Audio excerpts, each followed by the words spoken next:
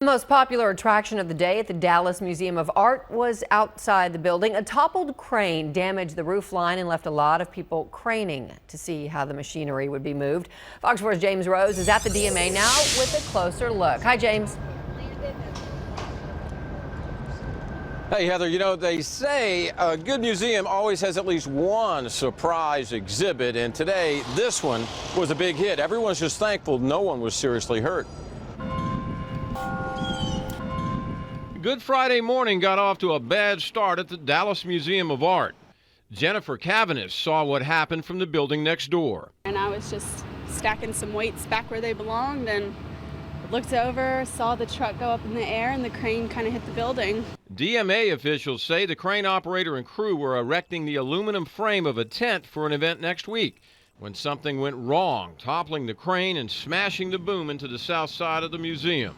We've inspected the roof. We've inspected everything associated with it. Our first concern was the safety of the crane operator. He seems to be fine. No one else was injured in the process. No art was injured in the process. This man saw what happened from the 27th floor of another building. I saw him crawl from the seat. It looked like he kind of jungle gymmed down after it crashed, and then everyone was just standing around being like, well, what are we supposed to do now? Others walked by in disbelief, taking pictures along the way and offering their own critiques.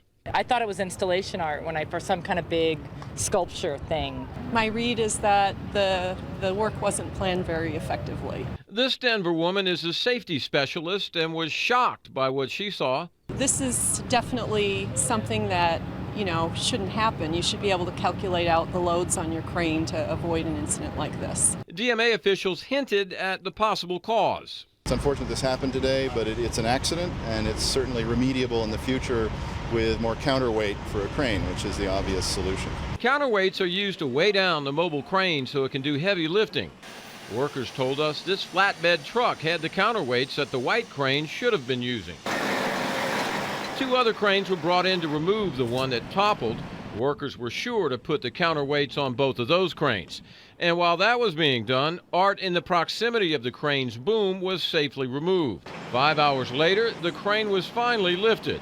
A unique ending to an accidental exhibit that got a lot of applause.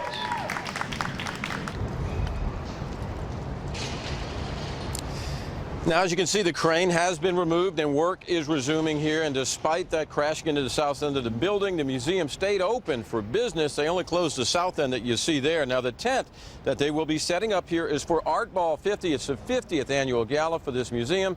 And this year, it'll look back at the last half century and take a look at what's in store for the future. So despite this mishap, the party goes on April 11th, right here at the Dallas Museum of Art. Heather? Can't stop the party. James, thank you.